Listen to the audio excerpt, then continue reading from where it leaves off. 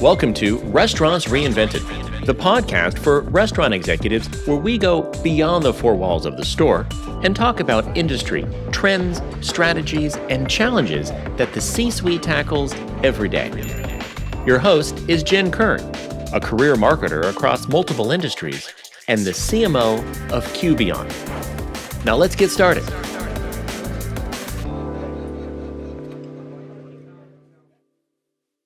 Hello, everyone, and welcome back to Restaurants Reinvented. This is Jen Kern, and I am your hostess of the show.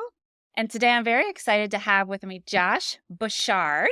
He is the COO at Savory Fund. And over at Savory, Josh is not just managing operations, he's also managing technology, including HR tech, which I'm really excited to dig into. So welcome to the show, Josh. Jen, I've been looking forward to this day. Thanks for having me on the show. How exciting. Is this your first podcast? No, I've done some podcasts in the past, but never any this big. Oh, really? You flatter me. You start out flattering me like that. Well, welcome to the show. I'm excited to have you. There's so many interesting things going on at Savory. I mean, every time I open my LinkedIn, I see some new update, a new restaurant that you guys are investing in or growing. So I'm really excited to hear all about it. Why don't we kick off? And if you can go ahead and explain to folks, we talked a little bit about what is Savory Fund? Is it actually a restaurant? Is it a portfolio of companies? Just what is Savory Fund? And then a little bit about your role there. Yeah, I think to understand what it is today, we have to take a step back and understand our history. So Okay. I actually, I'll tell you a little bit about myself. I grew up in Utah. I'm a sixth generation Utah. And right Wow. now, the snow is fantastic here. And I haven't even gone up to go skiing yet. And I'm a huge skier. So yeah, but I feel like I kind of grew up with a little bit of an advantage. My dad was a serial entrepreneur. He was a daredevil. He was into businesses doing cinnamon rolls and snowmobiles and cell phones and real estate. And so Oh, I wow. grew up thinking that everyone should be doing backflips on skis and starting businesses. That was just a normal measure in my household. So I feel like I had a little bit of an advantage that way. So I went into insurance after college, and I was a producer here in the state of Utah. Absolutely loved it. But the thing I didn't like was I could never make anyone happy. No matter if I saved them $1 million, they're still, upset to be paying insurance in the end. So I took a position with this company called Access Point.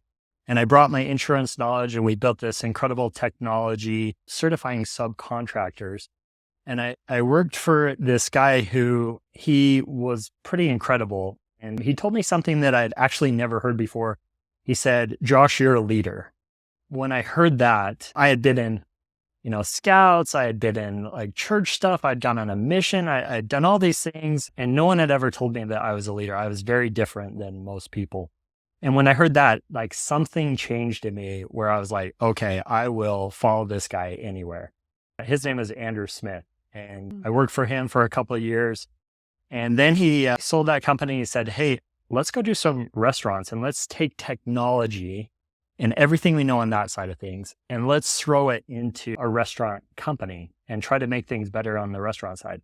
And I said, "I'll do anything. I'd never done restaurant before. Yeah, I'll jump in with you." So the background there is we started with one store, and it was during the recession. So it was 2008 and building one store. And then we did 2 and 3. I remember at 7 stores, I was in a walk-in box, and we all know what that is. I'm in a walk-in box. We're getting ready to open the store. I'm on my hands and knees scrubbing it down to make sure it was clean. And I remember in that recession period being so thankful for a job, just praying this is amazing. I'm so glad that I have the opportunity to grow with a brand. And so you take that and where we are today, and it's, a little chaotic in the economy right now, where we were with that company and then what it built in today at Savory is kind of feeling like the same thing. We still work in the stores. We still go, and we're very operational. And I think a lot of our success is attributed to starting the same way that everyone else started in restaurant. And that's with the first store and having to do the training and training cashiers and doing drive-through at the same time. So pretty fun to be at this point. So to your question, I mean, that was the long way of explaining it. Yeah. I'm Chief Operating Officer here at Savory. I've been titled as the curator of best practices, and I handle a lot of things, but we just have really good people. And so Savory is a restaurant fund. So we have two funds, each $100 million, and we raise that capital to go out and do something that we feel like no one else in the industry is doing. So we take that money, we find amazing brands that are currently growing, their sales are through the roof, and they have lines out the door.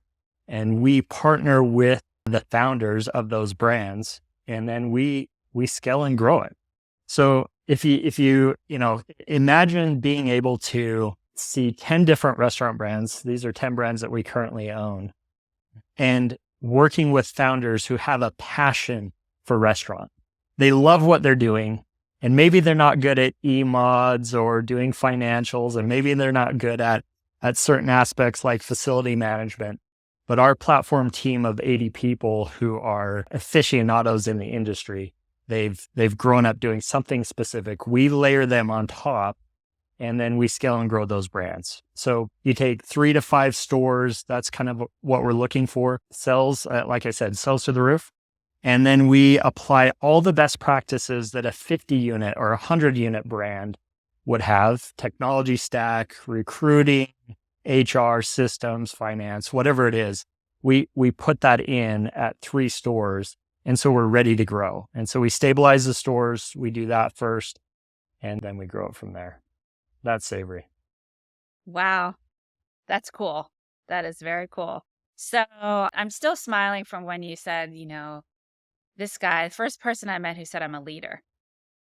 And I'm thinking, I wonder how old he was when he said that. But it clearly stuck with you, right? Because you followed him. And I mean, I just love the concept, rising tides raise all waters, right? Or something like that. And he just really, he lifted you up and gave you that confidence that sounds like maybe you needed at the time, maybe as a young gentleman. And I think I was 26, 27, somewhere around there. Yeah.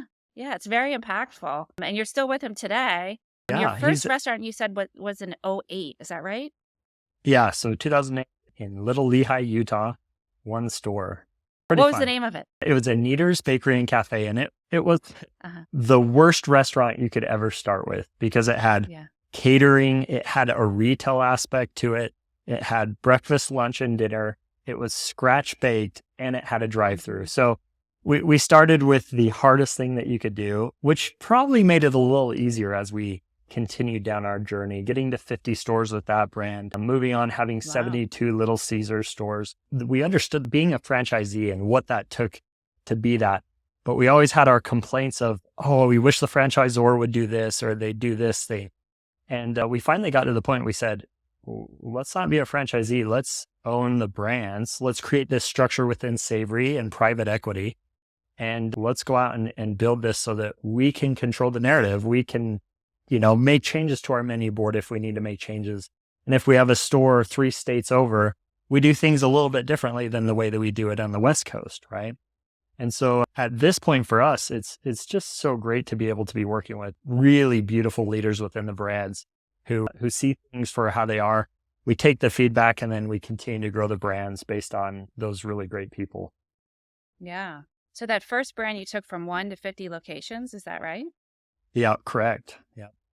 What was the number one thing you learned along the way there? Number one thing I learned, it was work ethic. Andrew Smith, I keep talking about him. He's actually our managing partner now at the fund level, and he's still involved, really involved, and he's so great. But he always would talk about stick-to-itiveness.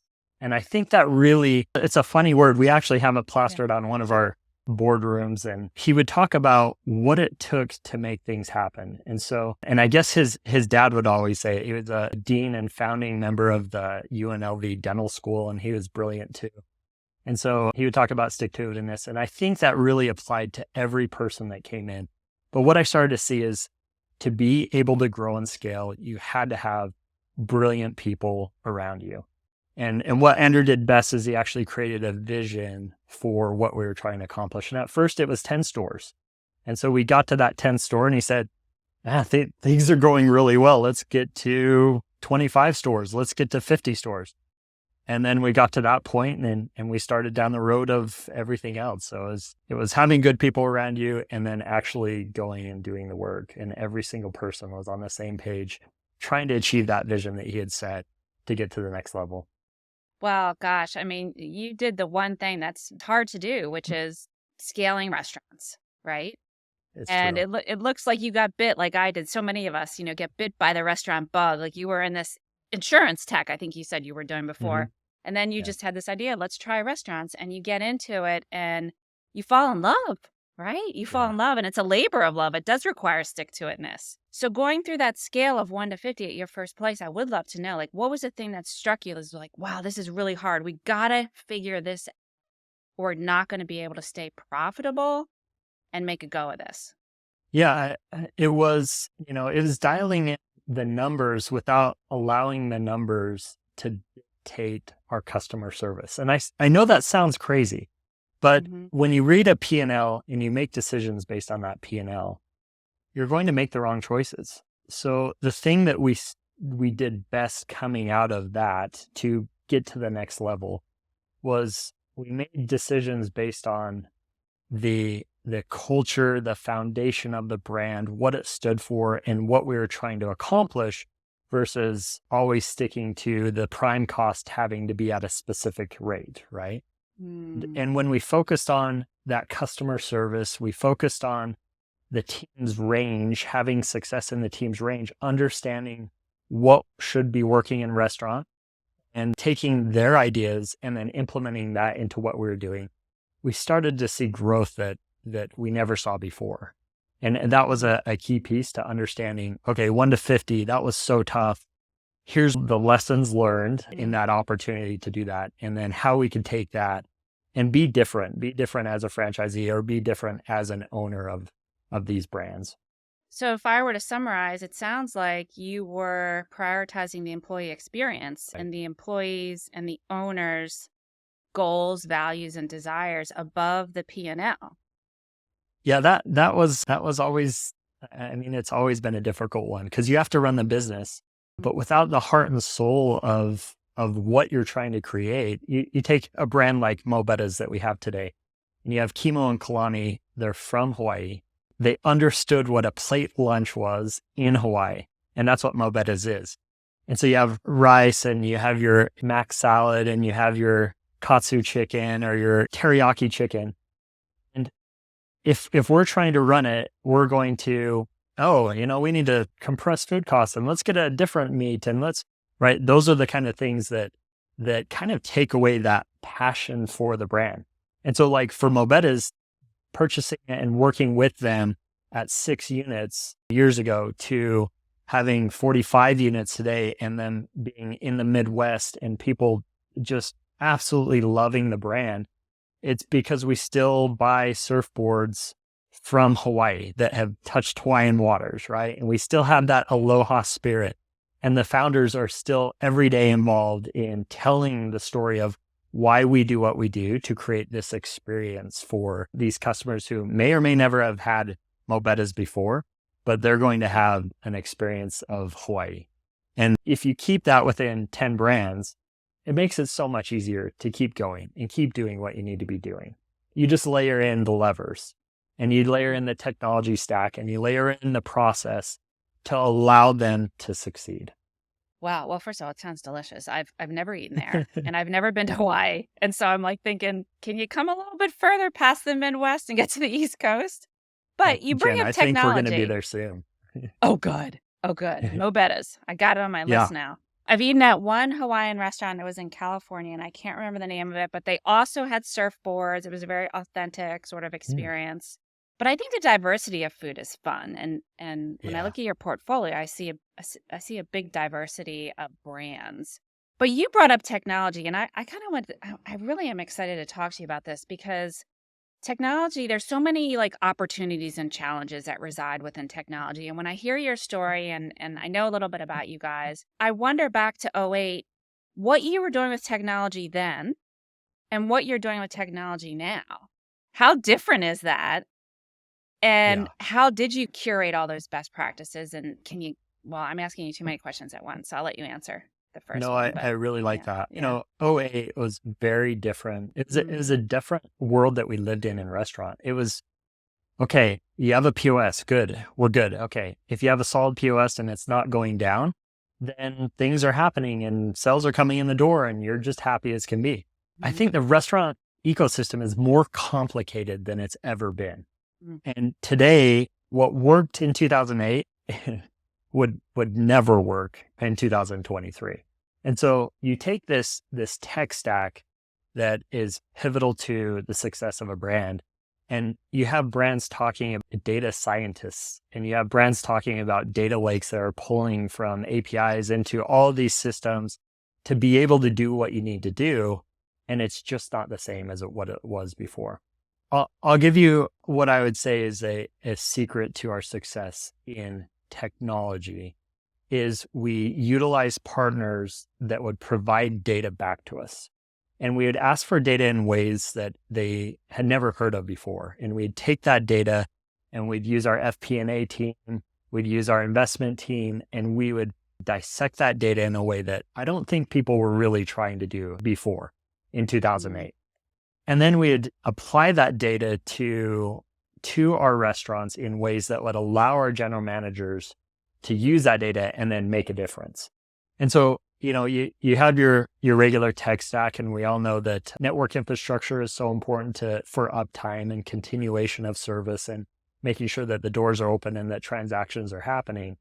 And then you start layering on all the levers. So, your third party, you're layering on your apps and your drive-through, and you're layering on your digital menu boards and everything else that coincides with that foundation of POS to be successful in what you're trying to accomplish. So I know that's kind of a long answer, but that's some of the pieces that we think about every day.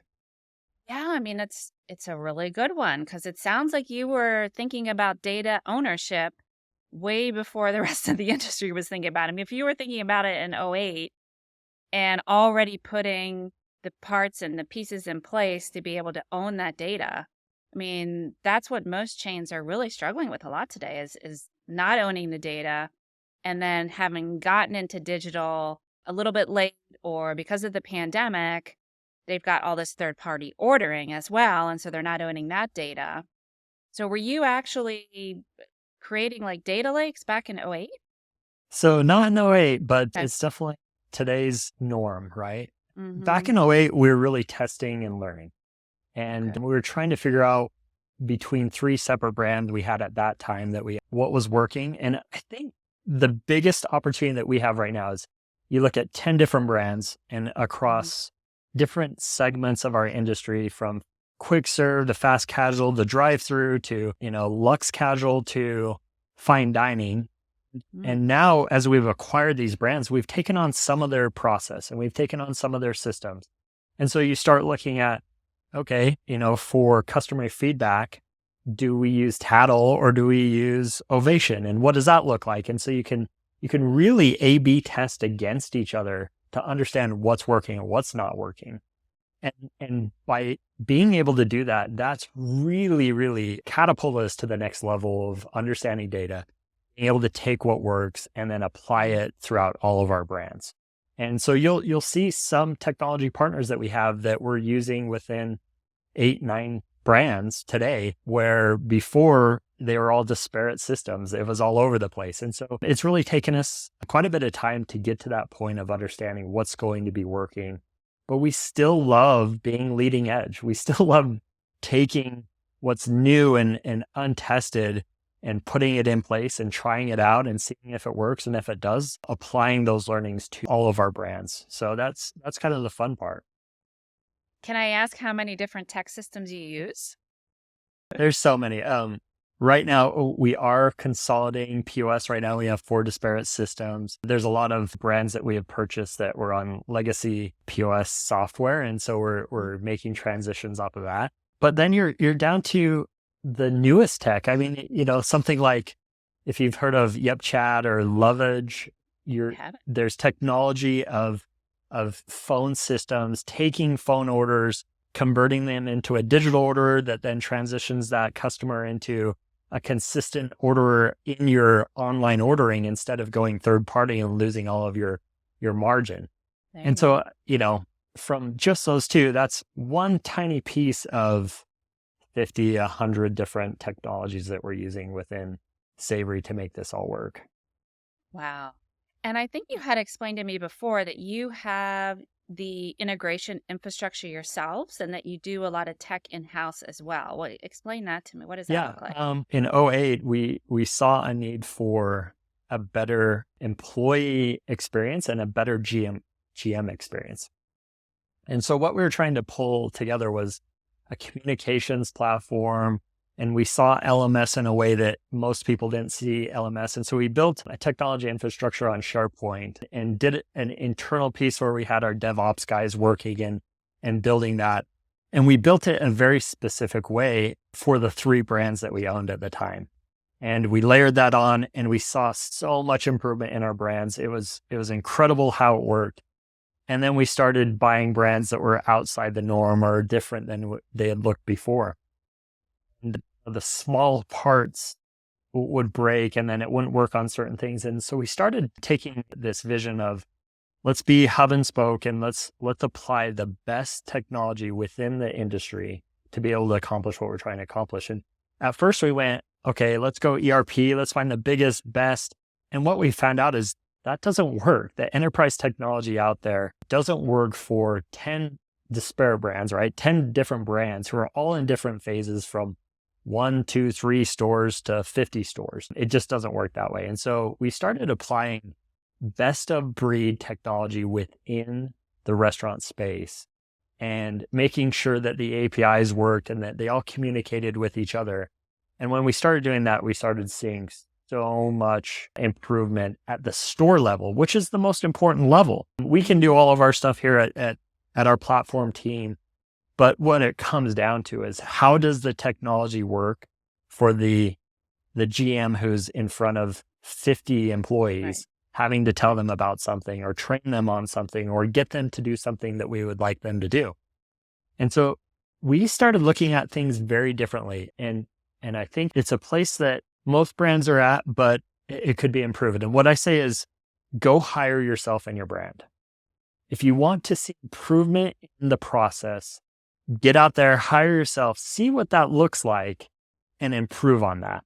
And if you're not having a seamless experience for being able to go source new employees, go through an onboarding system that's compliant with state and government, and then be able to transition that to this type of solution that then you can see all of your schedule and request time off. If you make that system just seamless for your employee, you're not going to have turnover rates like you would have had, where you have 10 different systems, they don't know what to do and they don't know how to log in, and it's just all over the place, right? So that's what I say, go hire yourself in your system. If it's not a beautiful, luxurious feel to your employees coming into your brand, you're losing them there. And if your turnover rates are sky high, your EBITDA is not going to be where it needs to be. And it's as simple as that. Wow. I love it. I love it. Well, turnover rates are very high. They are. Most restaurants are really struggling with labor. I mean, it's been an issue since the pandemic, and it doesn't seem to be getting much better. And so I think this infrastructure that you have built with a focus on this employee retention and focus on the employee experience is, I gotta think it's serving you well. I want to go back to the systems talk, what we were just having, and you kind of roughly said like 50 to 100 systems, which, I mean, it sounds like a lot, right? I mean, it's a rough number, and like you said, this is very complex. You're a multi-brand across multiple segments. So I'm not throwing shade. I mean, obviously you need a lot, you've got a lot of systems with all those different brands. How important is it for you to consolidate and streamline?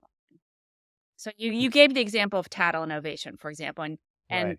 you have this best in case scenario where you get to pit like 2 leading edge, technologies, look at the data, and then make an informed decision. That's almost like, a lot of companies we work with, they put us through these long, bake-offs, if you will, to see, because they want to see like what's actually better and they want to use it, right? And so you've got sort of like a nice scenario there where you get to use them for a while and then decide. And so I'm just curious how important that consolidation is to you. I'll relate it to a story. I was sitting in a Chick-fil-A and I heard this little pre-shift meeting happening. And I don't remember what time it was. It was earlier in the morning.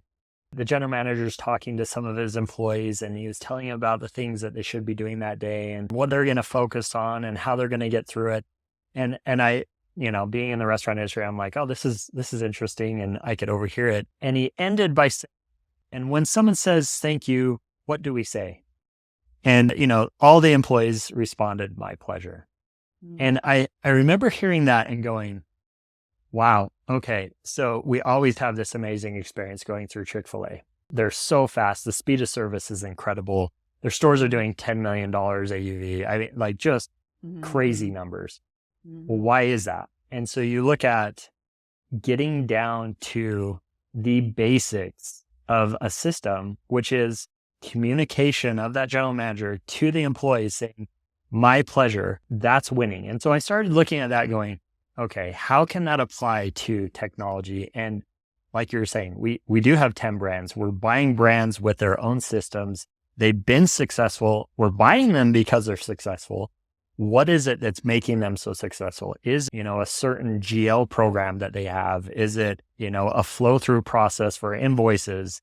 Is it their marketing? Is it whatever it is, right? We're trying to dial down to that core structure of what makes them successful. And then also we're trying to see if it would work within 10 different brands that we're running. And so it is a difficult process, and it's not always going to be perfect for a concept that has a drive-through and sometimes doesn't have lobbies versus a sit-down restaurant in Scottsdale, Arizona with fine dining Italian, right? So I have to look at what pieces allow us to scale and grow. And most of those places of consolidation come at our corporate level. So here in our teams, when we're dealing with a single provider for payroll, a single source for HRIS, most of the time, single source for our marketing pieces. But in all of that, with that said, get back to the basics. We always are trying to fix operations first, that customer experience in store, what it looks like before we ever turn on the levers of marketing and adding third party and adding all these other revenue channels. You have to nail it or you won't be able to keep that customer.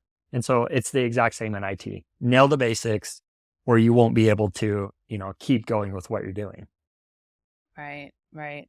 Well, so smart. We do a state of digital, my team, every year. We go out to enterprise brands, 20 locations or more, and we ask them what their biggest challenges are, how they're performing, what strategies they're employing.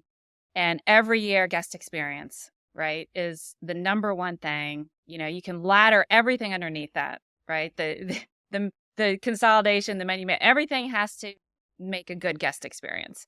So the communication piece that you're emphasizing, I think is just so important.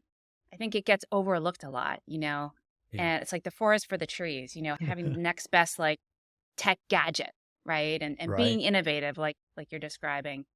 So having that guest experience, it's hard though, right? Unpacking that and figuring out across, I imagine your head's on a swivel, right? Across all these different concepts, like what is making the best guest experience at these places? And you mentioned best of breed and building this platform that includes a lot of best in breed technologies.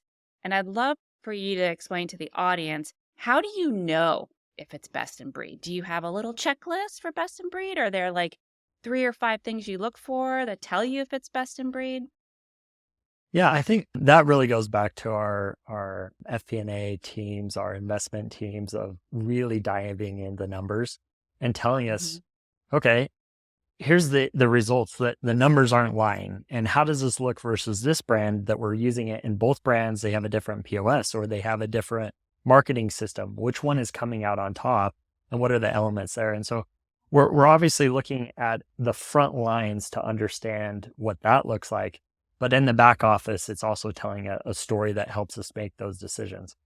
And with though, it's an interesting place. Best of class is, it's a Ferrari, it's a Lamborghini, but what are the things that allow that Lamborghini to work? I have an interesting story. A couple of years ago, I had the opportunity to go drive a Lamborghini on a racetrack. We drove that Lamborghini up to outside the city, which is outside of the racetrack, and we went to fill it up with fuel. I went to turn it back on, and it didn't start. And I started going like, oh my gosh, I need to get to the track. I have this certain time that I'm able to go, and kind of panicked. And I'm like looking through the, like any Lamborghini person does, they read through their manual and try to figure out why the car's not starting. And then I had this idea, and I'm like, oh man, okay, it's not beeping. So I went inside, I got a $1.25 battery, and I put it in the key fob, and the car started right up. And I went, Oh okay, my gosh. so I'm in a $300,000 Lamborghini and a $1.25 battery Yeah. took it down, right? And it's just so clear that that's exactly how restaurant goes. If you don't have the base systems in that place, and you don't have the technology that's going to allow you to grow and scale, even if you have the best of class, the little things are what are going to make it work.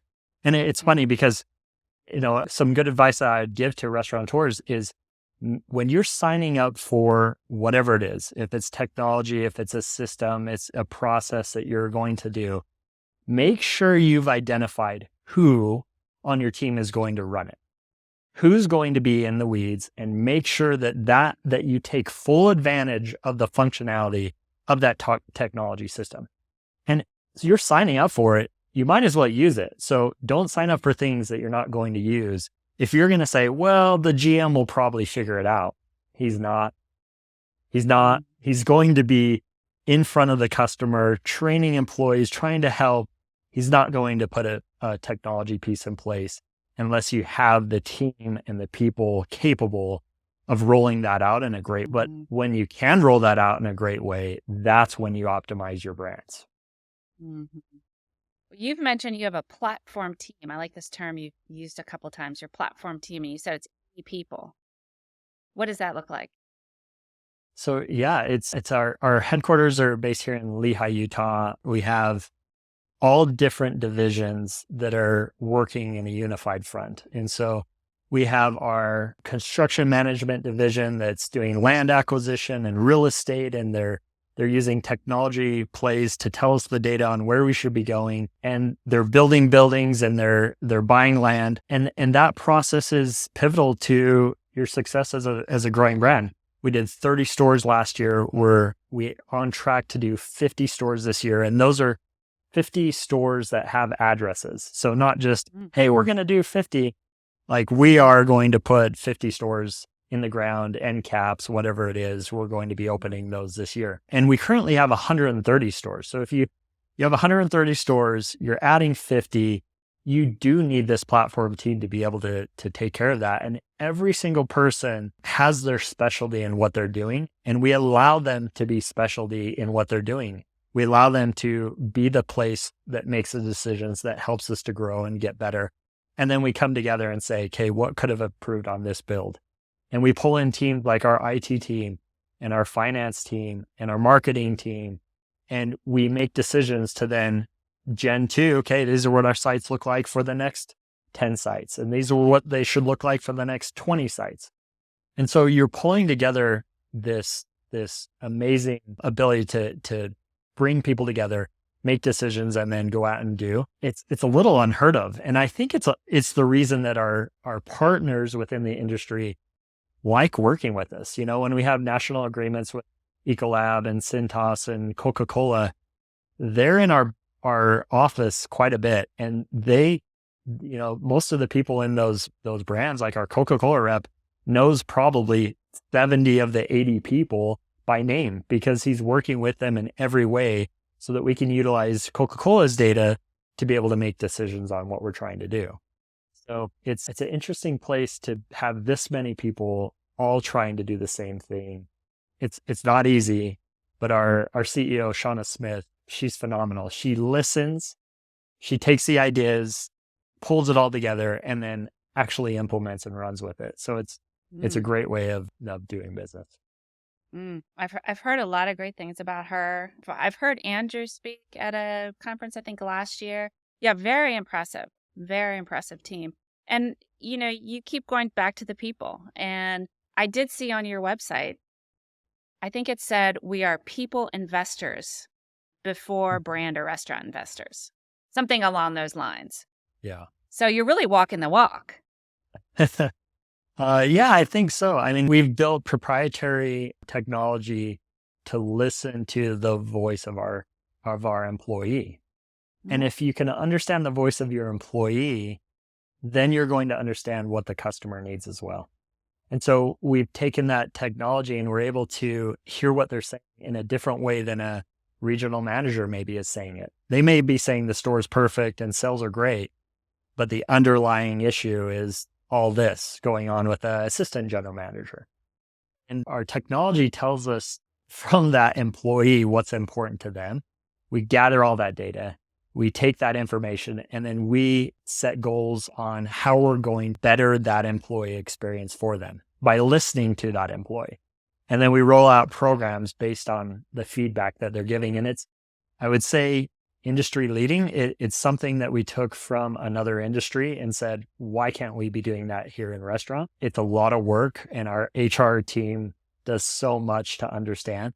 But it's pretty interesting that the sentiment of the employee a lot of time relates to the profitability of that store.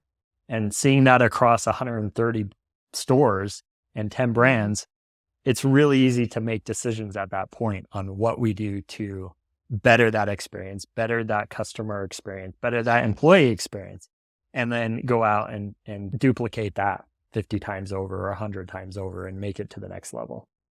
Mm-hmm. Wow. And I know that you guys are big on playbooks. And you've mentioned, the playbook to me. I mean, how secret is that sauce? And what can you share about your playbooks? Yeah, our playbooks are made up of benchmarks. I mean, if you start looking at the things that matter most, you start dialing in on the playbook's risk mitigation and how you can improve your EBOT. You start dialing in your credit card processing. You start dialing in, why sales increased and how we're going to do that within the other brands or how we could increase that in other markets and territories. And then, a lot of those benchmarks are built on culture improvement. And if we can find ways to build our employees by, bringing them through our Savory Institute and bringing them to our office to talk to some of the leaders about how we want them to grow as leaders and grow as people first before we teach them how to do, an order of the food order, right? If you can teach them how to communicate with our customers and communicate to our employees, you've absolutely won. And we know that employees aren't going to be with us forever. That, this may just be a stepping stone for them to become a doctor or to become a lawyer. That's okay. While they're with us, we're going to train them the best that we can using our LMS systems, using our internal Savory Institute or the brand institutes to be able to get them to the next place. And that then allows them to grow. And hopefully they stick with us because they see the growth that's happening. And a lot of times for us, it's just, we have so much going on that we're able to take people who have really weird talents and place them in a place that actually allows them to succeed within our growing brand. So it's a fun place to be when you can understand those skill sets, and maybe they're a maximizer, or maybe they're strategic, or maybe they have an ideology of this, and we place them in places that are going to allow them to win. In your playbooks and as part of like metrics and KPIs that you're talking about, can you share with the audience what you have found to be your top metrics and KPIs that you track across your brands? It's really the same as anyone else in the industry. You're looking at prime costs, your operational excellence within what you can control, and then just optimizing on those. If you can get those are last place to dial in once you put in the right systems to be able to do what you need to do. But you could really dial those in if you do have the systems, because then you can go back and utilize those systems to tweak specific things that allow for your store level EBITDA. We call it EBITDA. your store level EBITDA to be optimized. And if you have that ability to then understand, put it in process, and then review it, you can make great opportunities. I think our playbooks are based on budgets. And so we build out a forecast of what that would look like for the next year. And we try to hit that budget. And we've got to the point that our investment team coming from private equity is so good. I'm so impressed at the end of the year when they've said that we're going to do this and we actually accomplish those goals. That's very different from hopefully this year is going to go okay. We'll see where we end at the end. Yeah. Yeah. Well, speaking of that, I mean, I've been talking to a few operators about like, what are they anticipating this year in terms of growth, overall sales growth. And part of the digital survey that we ran was looking at off-premise and off-premise sales growth, digital growth, essentially, which appears to be slowing a little bit. Yep. Curious what trend you're seeing with your brands in terms of the digital sales growth and your off-premise channels. So our investment team has looked at 250 restaurants over the past couple of years. And they're doing this because they're looking to acquire and partner with brands. And so we get a good view of what's happening across every segment, across flavor profile of brand.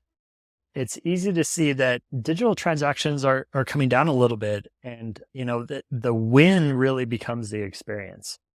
So I think for us to be able to see that, we see a little bit of a downtrend on what that looks like, but we've already gone through this before. 2008, 9, 10, 11, 12, we were in this downtrend and we were building stores and we were trying to capture market share.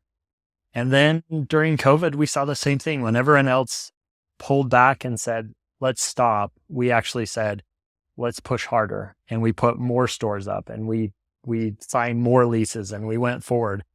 We're not stopping because we have the capital to be able to do it. That's one of the brilliant ways that this business is working for us, is having that capital to be able to apply it when it's most usable. And so for us right now, it is keep pushing forward, keep going. We have the right systems. We have the right brands. We know we can grow. And, if sales are coming down a little bit, hopefully labor is also going to come down a little bit and we're going to find more talent. In 2008, we had 900 people signing up to have interviews for a new store. Now, that wasn't the case in 21, 22, even right now, but there's a little bit of a curve happening and we're starting to see really good talent say, I want to be a part of something special. I'm willing to come work with you guys because I know that I'll be able to use my talents to be able to do that. And so, on that operational excellence, on that playbook that you're talking about, do you lose a little bit in sales? Yeah. But can you gain on labor? Yeah, your EBITDA looks better on that side. Or can you apply a system in a different way? Can you roll people back into your stores and have an amazing experience so that they're wanting to come back in those stores? And that's something that Andrew, our managing partner, talks about. He is all in on that experience, that people still want to go out. People have to eat, and we know that food is love. And that's something that Shauna Smith always says, food is love. Yes. We believe that. Yes. I do too. In all its forms, Exactly. whether I'm making it or someone else is making it, it's, a lot of love goes into the process. And that's, the whole thing is just so interesting hearing about your brand. And thanks for giving us this little sneak peek behind the curtain. Yeah. I think it will be a challenging year for some folks. We've got the supply chain, rising food costs and labor, like you're saying. If you build the brand and the culture, people will want to work there. And so I love that you keep coming back to that. I think that is just so important. And we've been talking about, did a labor series before doing this one. And it was all about how do we change the way restaurants are structured, the way people view restaurants? I run into people all the time. I had someone say it to me just a few weeks ago. Oh, I don't want to work in restaurants. People hate working in restaurants. It's there is a mindset. A lot of restaurants of the past ruined people, and there is a bit of a reputation of, if you work in a restaurant, it's going to be a grind and long hours. You're going to be treated like crap, whether it's by the owners or by the guests. So focusing on that culture and that employee experience it's got to pay off at one point or the other. But back to the supply chain. How are you guys handling that? The rising food costs. Yeah, supply chain is a division within Savory that's always been really solid. We have a director of or VP of food and beverage who is phenomenal, has done what we've done with our other partners, and they've taken the relationship to the next level, to the point where now it's really easy to be working with manufacturers and distributors in getting to where we need to be.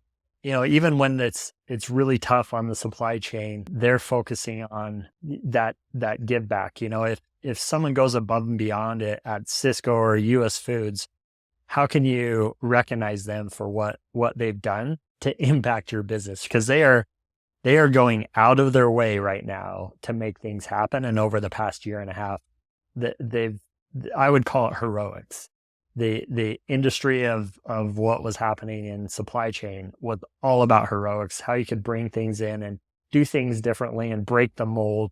And I think our partners did that for us. And when you have partners that are able to do that it's easier to win in an environment like this where eggs cost $10 and, for a dozen at the grocery store. And it's affecting restaurants, right? And every person is feeling not being able to get cups a year ago, and now this, and marketing issues and not having branding. And it's really tough, but the right partners in place will allow you to win in that place. And there's also a lot of give that happens too. You understand that the partners need to make money as well. And if you're willing to win together, that's a different place than I won, you lost in that scenario. Mm-hmm. The structure of contracts, negotiating. Yeah. Yes. I mean, some of this is looking a lot different today than it did even just 3-5 years ago. Innovation. What does innovation mean to you? I don't know. I look at innovation, what are the technologies that are being used outside the restaurant industry that you could pull into restaurant? And you look at the most wild thing right now is ChatGPT. And everyone's talking about this open AI and how it works. And I think it's so crazy that you could utilize something to help build, help code, help structure your business. And I feel like if restaurants aren't using some sort of AI in that way, you may be missing the boat. And at the same time, I don't love all the technology that's going to, take over the world. And the funniest thing of all is I get on this morning, ChatGPT, and I go to use it and it says currently at capacity. And so I can't even use the technology that I want to use to create efficiency and streamline for my business. That's innovation, that it's breaking while it's being used by billions of people, right? And it's breaking. So that is so leading edge that I just love that side of the business. And so, okay, how do I now apply that to restaurant? What can I take there to then build my business, build marketing, build sales, build our facility management team so that they can do what they need to do? Are there opportunities like that across the board? And for me, that's what I'm always looking about. I love technology and I like implementing things that actually work. Very cool. Well, I was hoping you'd say ChatGPT. I didn't want to. That was going to be the second part of my question. Funny. And it came up in our podcast last week with Darian Bates, and he talked about it too, like the automation and the AI side of that ChatGPT. And by the way, I've not been able to get on there. The first time I went to get on there was about a month ago when I first heard about it, and it said at capacity, we'll let you know when spots open up. And then I went back 2 weeks ago, same message. Darian said that he could hook me up, so I'm gonna try to,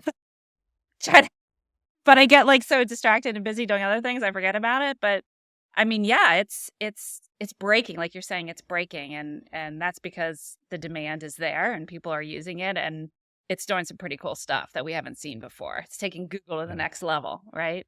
As we wrap here, I want to touch base with you on some of the softer side of the stuff that you're doing, and we talked about your restaurantology conference and some of your charitable. Can you talk to us a little bit about that side of the brand? I mean, you've been talking about the people and the employees all along, but what's the magic that happens at the restaurantology conference?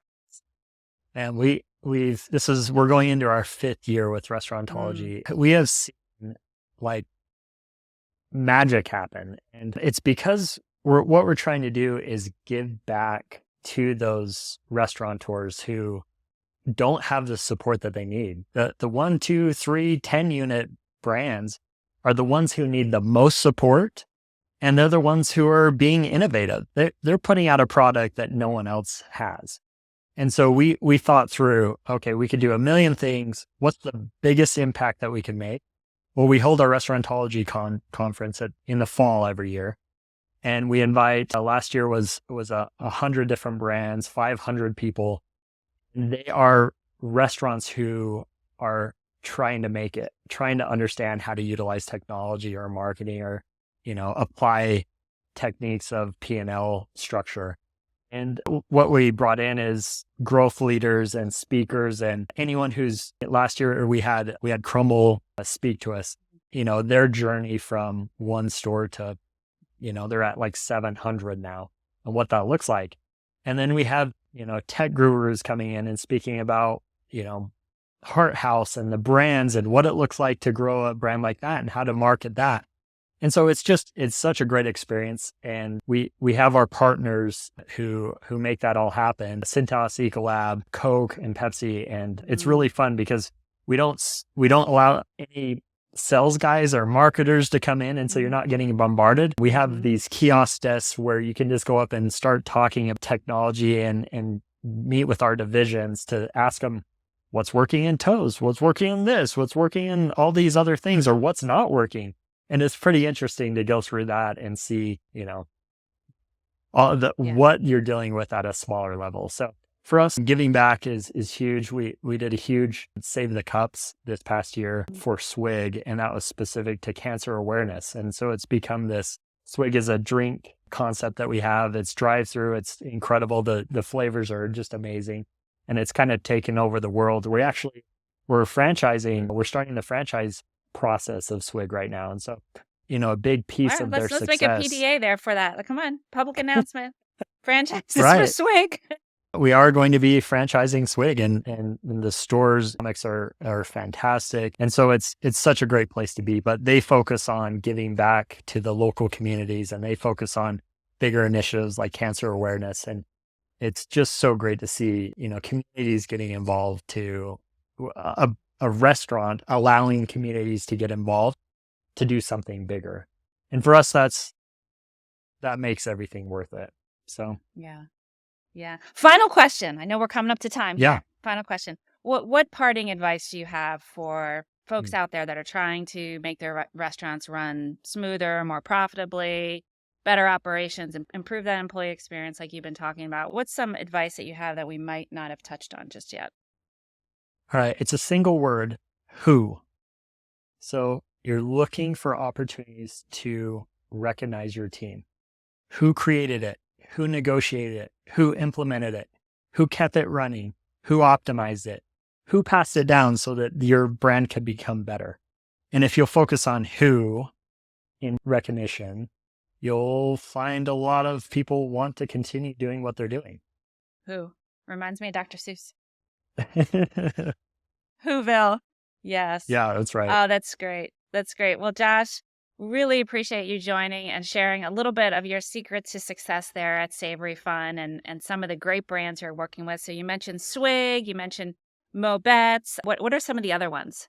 Yeah, Swig, Mobetta's, R&R Barbecue, Pincho out of Florida, the Crack Shack out of California, amazing chicken concept, Sicilian Butcher, Via 313, Hash Kitchen, and Saigon Hustle. Great. Oh, Saigon Hustle is the one I heard Andrew talking about at the conference last year. It sounds so interesting. Well, thank you so much. Really appreciate your time and getting to know your brand and getting to know you a little bit more, although I am a little bit remiss we didn't get to talk about your barefoot running. But we'll just I know. I'm into it. With all this snow, it's a little hard, but come out in the summer, we'll go barefoot running. Yeah, and I hope you get out on the slopes. My goodness, I hear you're getting a lot of snow out there. So go get it. Go get after it. And thank you for being a great restaurant reinventor and focusing on innovation and focusing on what matters most, which is who and the people. So thank you, Josh. God bless. Have a wonderful day, and we will talk to you soon. Thanks, Jen. Thank you for checking out this episode of Restaurants Reinvented. This show is brought to you by Q, a restaurant tech company paving a brighter future for operators with the industry's first unified commerce platform. If you enjoyed what you learned in this episode, make sure to follow Restaurants Reinvented in your favorite podcast app or visit qbeyond.com, that's QUBEYOND.com /podcast to find all of your latest episodes.